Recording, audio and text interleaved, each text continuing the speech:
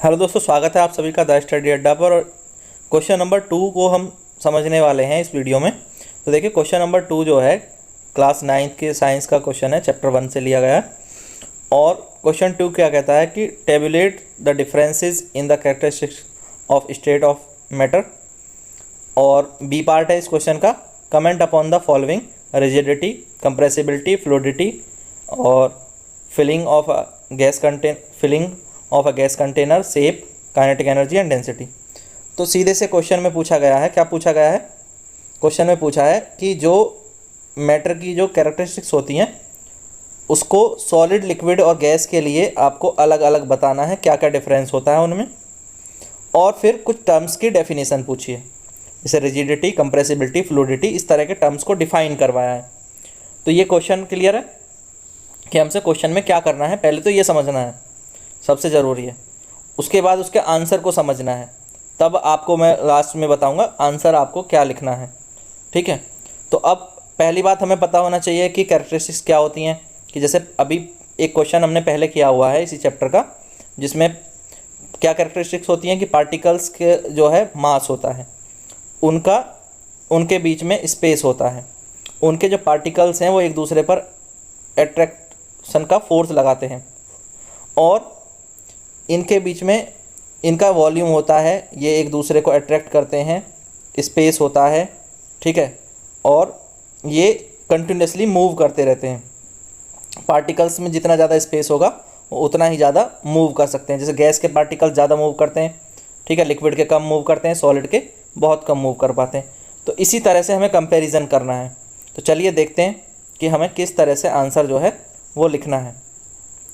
तो देखिए, यहाँ पर मैं थोड़ा सा जूम कर लेता हूँ तो आपको आसानी रहेगी इसको देखने में, है ना।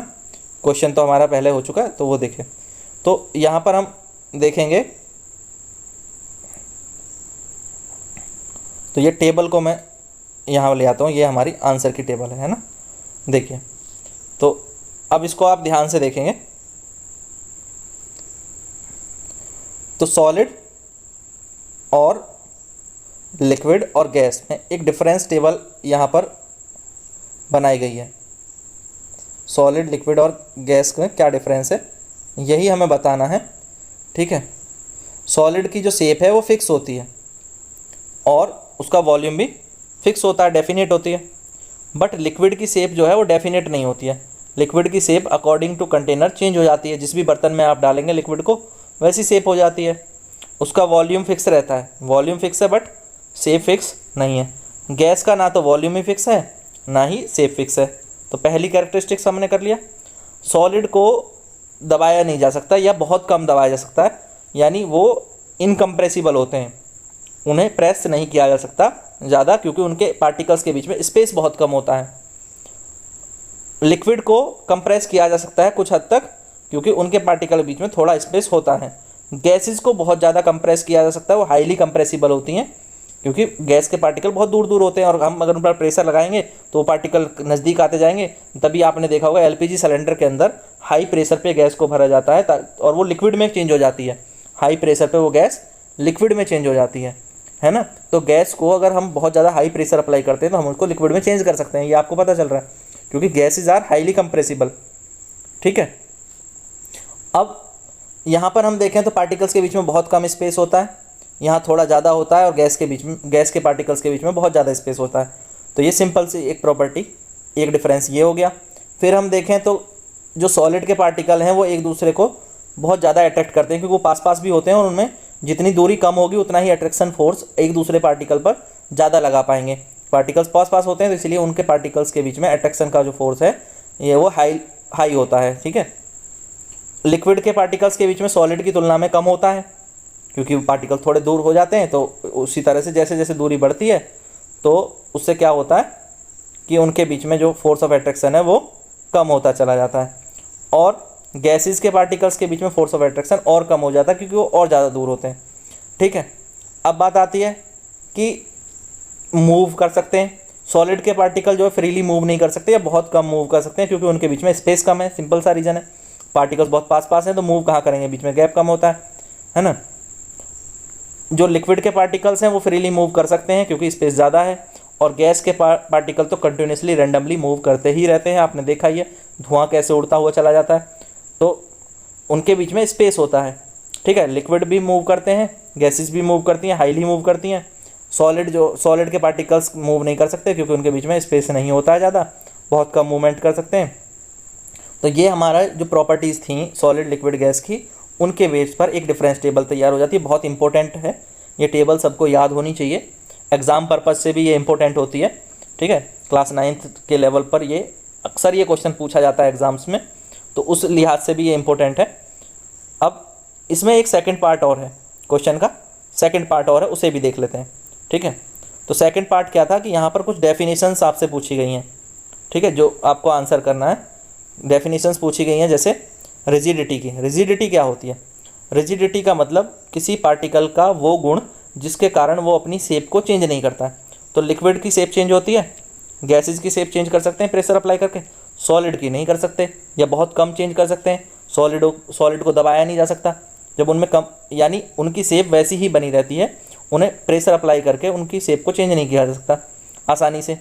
तो किसी भी मैटर की वो टेंडेंसी जिसके कारण वो चेंज होने को रजिस्ट करता है, यानी चेंज होने का विरोध करता है, to resist a change in the shape, that is called rigidity, to resist change in shape.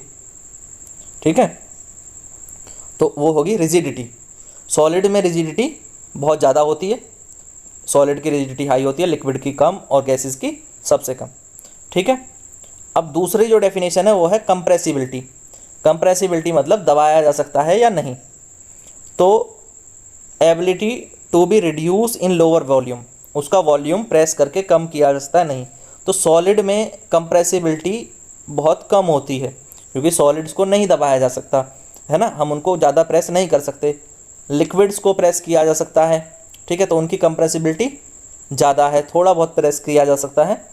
और गैसेस को बहुत ही ज़्यादा हम कंप्रेस कर सकते हैं, उन्हें लिक्विड में भी चेंज कर सकते हैं प्रेशर अप्लाई करके, तो उन्हें प्रेस करने की जो एबिलिटी है वो बहुत ज़्यादा है, तो उनकी कंप्रेसिबिलिटी हाई है। ठीक है, सॉलिड लिक्विड गैस का कंपैरिजन भी हमने देख लिया। फ्लूडिटी, फ्लूडिटी मतलब बहने का गुण, तरलता। तो क्या सॉलिड बह सकते हैं? नहीं बह सकते, तो फ्लूडिटी सबसे कम सॉलिड में। उससे ज़्यादा लिक्विड आपने देखा, लिक्विड फ्लो कर सकते हैं, तो लिक्विड में फ्लो करने की जो प्रॉपर्टी है होती है। और गैसेस तो कहीं भी फ्लो कर सकती हैं, उड़ करके जा सकती हैं, तो गैसेस में जो है फ्लो करने की एबिलिटी और ज़्यादा होती है। ठीक है, तो फ्लूडिटी का भी हमने देख लिया, एबिलिटी टू फ्लो। नेक्स्ट है फिलिंग अ गैस कंटेनर। तो एक कंटेनर के अंदर अगर हम डालें तो उसके पूरे एरिया को कवर कर लेगा क्या? अब सपोज करना ये मेरे पास एक, ठीक है, कंटेनर है। अब मैं इसमें अगर मान लो रेत डालता हूँ, तो जितने एरिया में रेत डालूंगा उतने ही एरिया को तो कवर करेगा या ऐसा कर ऊपर तक कवर कर लेगा? अगर मैंने आधे एरिया में ही रेत डाला तो उड़ के ऊपर तो नहीं जाएगा, इधर उधर तो नहीं जाएगा, तो ये पूरे को तो नहीं भरेगा अपने आप। तो गैस जो है, गैस में ये प्रॉपर्टी होती है कि आप अगर मान लो आपके पास इतना बड़ा चैम्बर है, तो आप गैस अगर थोड़ा भी गैस डालेंगे तो उसके जो पार्टिकल हैं वो पूरे चैम्बर में ही जो है वो स्प्रेड हो जाएंगे और उसको पूरा ही कवर करेंगे, चाहे उसके पार्टिकल और दूर दूर हो जाएं। ठीक है, और ज़्यादा गैस डालेंगे तो और पार्टिकल पर वो हर कोने में भर जाएंगे, है ना, सब जगह पहुंच जाएंगे। तो ये क्या है कि गैसों में ये गुण होता है कि वो पूरे कंटेनर को भरती हैं, यानी सारी जगह तक पहुंचती हैं और उस पूरी शेप को कवर करती हैं, attainment of the shape of the container. तो ये गैस की ही प्रॉपर्टी होती है, फिलिंग ए गैस कंटेनर। शेप मतलब एक बाउंड्री, है ना, जैसे सॉलिड कोई चीज़ है, तो जैसे ब्रिक हो गया हमारे पास, तो उसकी एक डेफिनेट शेप है ना, उसकी बाउंड्री है, डिफाइन कर सकते हैं, उसकी शेप डिफाइन हो सकती है। पर लिक्विड की शेप डिफाइन नहीं हो सकती क्योंकि लिक्विड तो जिस भी बर्तन में रखा जाएगा उसी की शेप में चेंज हो जाएगा। अभी बाउल में रखा तो ऐसा हो गया, आपने ग्लास में रखा तो ऐसा हो गया, ठीक है, तो उसकी शेप चेंज हो जाएगी। और गैसेस की भी शेप जो है वो डेफिनेट नहीं होती, खुला छोड़ दो कहीं कितने में भी फैल जाएंगे या जितना भी स्पेस मिलेगा। तो डेफिनेट बाउंड्री होना ही शेप है, जिसकी कोई निश्चित बाउंड्री है तो वो शेप है। काइनेटिक एनर्जी क्या होती है? जिसके कारण जो है पार्टिकल्स मोशन कर पाते हैं, इधर उधर मूव कर पाते हैं। सबसे ज़्यादा काइनेटिक एनर्जी किसकी होगी? सबसे ज़्यादा काइनेटिक एनर्जी गैस की होगी क्योंकि उसके पार्टिकल सबसे ज़्यादा मूव कर पाते हैं, फिर उससे कम लिक्विड की, उससे कम सॉलिड की। ठीक है, सॉलिड के पार्टिकल ज़्यादा दूर मूव नहीं कर सकते। और डेंसिटी, डेंसिटी मतलब डेंसिटी की क्या होता है, मास पर वॉल्यूम, यानी किसी का कोई पार्टिकल्स कितने ज़्यादा हैं और पास पास हैं, जिस पास पास हैं तो उसकी डेंसिटी उतनी ज़्यादा होगी। ठीक है, और मान लो पार्टिकल अगर दूर दूर हैं तो उतनी ही डेंसिटी कम होगी। अब जितने दूर दूर होंगे उनका वॉल्यूम हो सकता है ज़्यादा हो, वो जगह ज़्यादा घेर रहे हों। जैसे ये, इसमें मान लो ये पार्टिकल है तो इनमें क्या है, मास भी कम है यहाँ पर, और यहाँ ये जगह भी ज़्यादा घेर रहे हैं, तो इसका मतलब इसकी डेंसिटी कम है, ये डेंसिटी लो है। और जहाँ मास ज़्यादा है और वॉल्यूम कम है तो वहाँ क्या होगा, डेंसिटी हाई हो जाएगी, हाई डेंसिटी। तो ये हमें समझना है कि डेंसिटी दो ही चीज़ों पर डिपेंड करती है, मास पर और वॉल्यूम पर। ठीक है,